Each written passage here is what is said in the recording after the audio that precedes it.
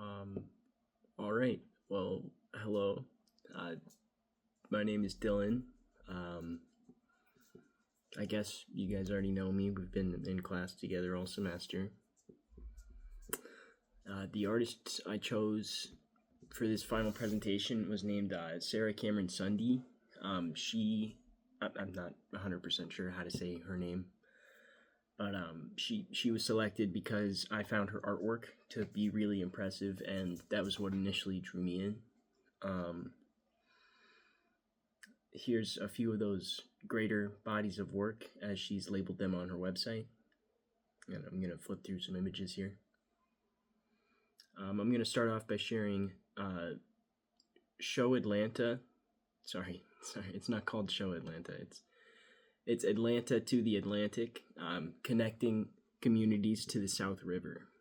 And in this series of images, it shows a river basin, and artists, her, obviously, Sundy, and another artist that traveled with her for most of the journey, known as Parrish.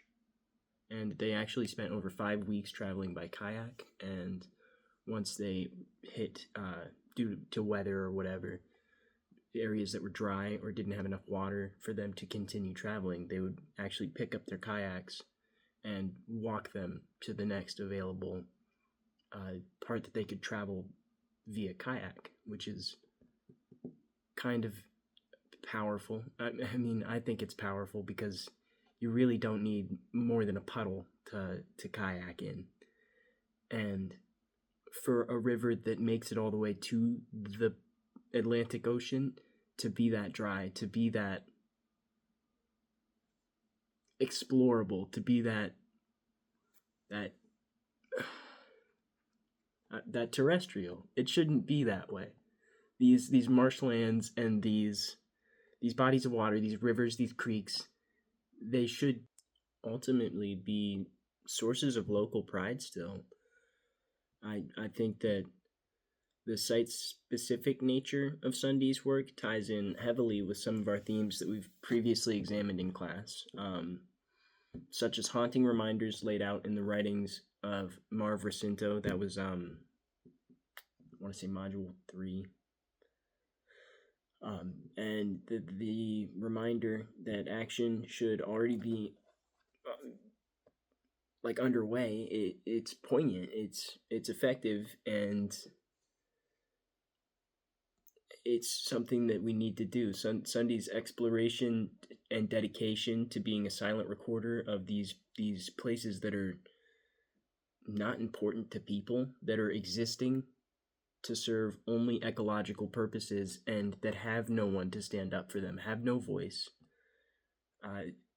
I think that those things need to be said, and those places need to be protected. Due to the unique nature of the art Sundy produces, she almost always does so in cooperation with other artists, in a form of coalition, in a form of, I think on her website she's listed it as collective, but she, especially in this one, she traveled with many people. They stopped and gave her supplies. It was like an aquatically based hike, essentially. But I think that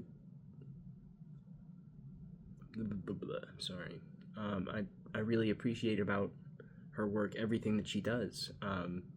It's I think one step away from being environmental protest, and I think that the best description, if I could give it a title, would be a guerrilla art documentarian, or something else equally important sounding.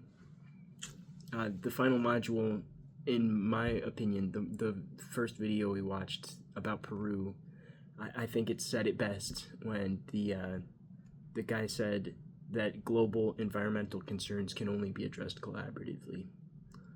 I fully agree, and I think that we need to unite in order to address these things.